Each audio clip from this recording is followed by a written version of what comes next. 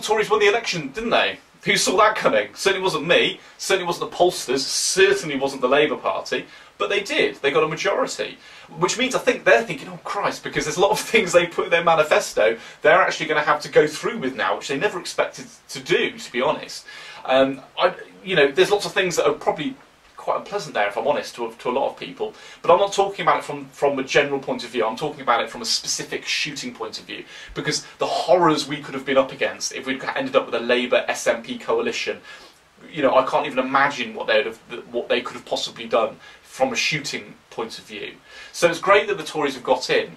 Now, there's one thing in their manifesto, which I'm sure a lot of you know about, is that they were going to repeal the Hunting Act.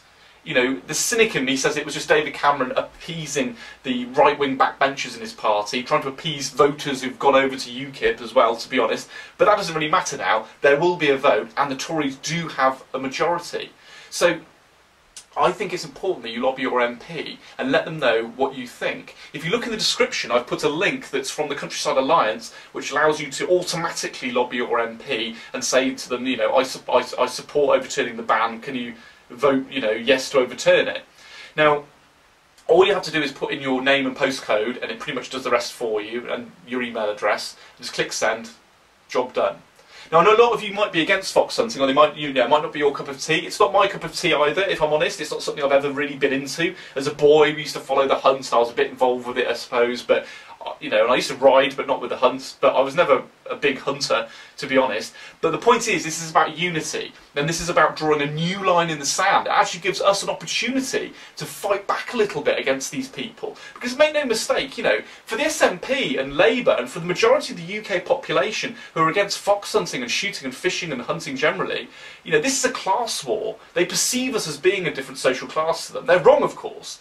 But they're, you know, they're ignorant. They don't know any better. They just see us as a load of toffs frittering around, and they just don't like us. That's basically what we're up against. So at least if we do overturn this ban, there's a new line in the sand. There's a new target for these antis to go against before they ever worry about us. You know, because I can't emphasise enough how horrible the situation could have been with the Labour SNP coalition. Can you imagine? You know, Kenny McCaskill said himself, after the land grabs in Scotland of shooting estates and things, and the airgun licensing bill, that this was just the start for them, you know. This is like sort of social class warriors at their, you know, at their worst.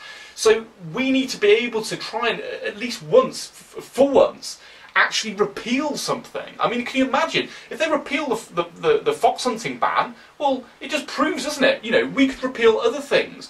You know, we can stand together and get this done.